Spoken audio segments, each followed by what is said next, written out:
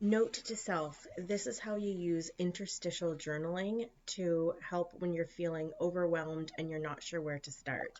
So this is me using interstitial journaling in practice so you can see how I'm using it. First of all, I just went away for a week on the lake at a cottage. And after I unloaded the leftover food that I had brought home, I dealt with that first and put it back in the fridge or tossed whatever I needed to toss. This is the kitchen that I was dealing with, which I know is a super huge disaster. But I was so overwhelmed I didn't know where to start, and I knew that interstitial journaling was going to get me through this. So interstitial journaling just basically has you using a notebook. So this is the notebook I used, and I basically put down the time and put down the one thing I'm going to do next. So if you take a look at this diagram, I have a camp chair in a bag lying right here, and I think there's another one beside this huge backpack. And that was the first thing. So I was actually sitting at this chair when I had the notebook and I was writing down what I was the very next step, and putting those away was the next thing I felt I could do. So that's what I did.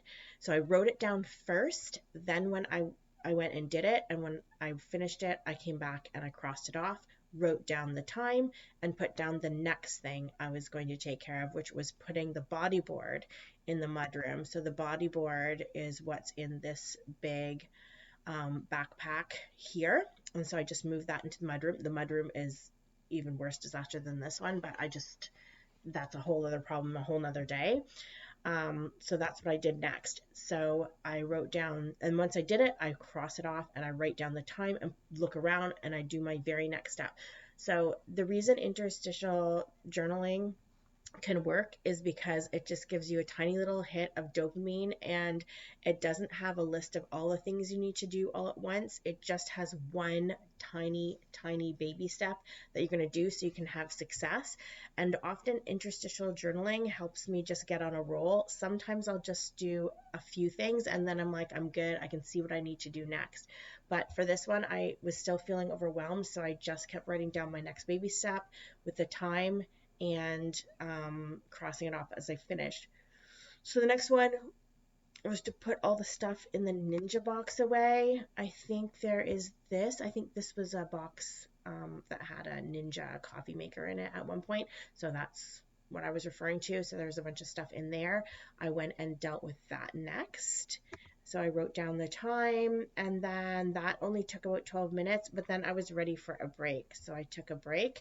And so at the time of the break, so remembering that this is what the kitchen looked like to start with at 4:51, and 20 minutes later at 5:10, it was looking like this. So you can see the chairs are gone and this box is gone, and so is the big backpack. So 20 minutes. I mean, again, it was so overwhelming that it doesn't look like a lot of progress has been made, but that's actually what interstitial journaling helps as well. It helps you see the progress because you've got those things written down and crossed off, so you've actually made some progress, even if the space is still really overwhelming. You're not focusing on that. It helps you get over that heap. So I continued on here. You can see I went ahead, and after I took a break, I put clean linens in the laundry basket away. So you can see there's a laundry basket with towels and blankets and stuff that I didn't need to wash. So I put those away next.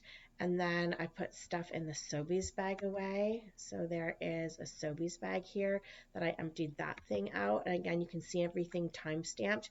And then I was really tired, so I ended up taking a nap. I even write that down. Like I say, if I'd been on a roll and I could have stopped with the interstitial journaling, if I could have handled the rest of this mess, but it was still too overwhelming that writing down my very next tiny little next step, like sometimes the next step can just be open the box just to see what you're dealing with. So it just really helps if you have like ADHD. This can be a tool. So it's not my go-to for every single time I'm doing something, but when I'm feeling overwhelmed, interstitial journaling like this is how I do it. So once I took my nap, we're looking at this now. So again, we're starting to see some progress. So you can see that the Sobeys bag is gone. This laundry basket is gone. And so little tiny baby steps. So I did take a nap because I needed to, and then I went back to it. So you see a little bit of a time difference here, and I was going to start by eating dinner. So I wrote that down too, just because that was going to be my very next step. So I had a little snack. It wasn't really dinner. And then the next thing I did was I put the shopper's bag away. So is there still a shopper's bag somewhere here? I think there must be some shopper's bag hidden somewhere where I can't really see it on the table. It might be this one here. I can't remember. So I put everything in that bag away. That took me only about 10 minutes.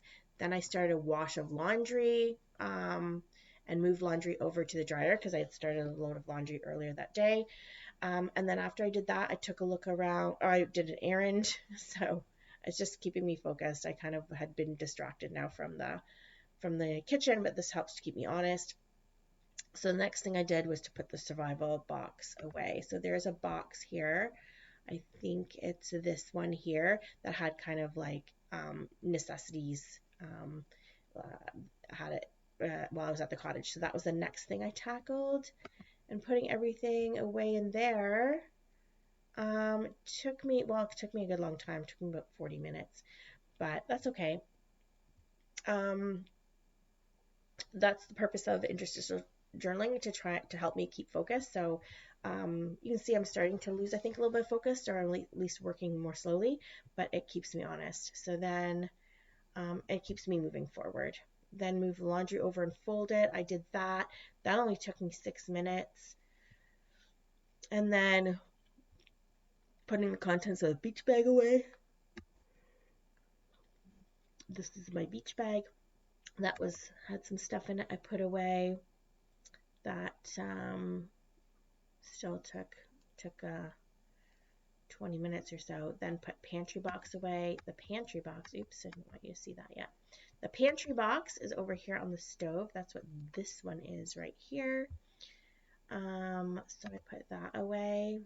And then I put clothes in my suitcase away.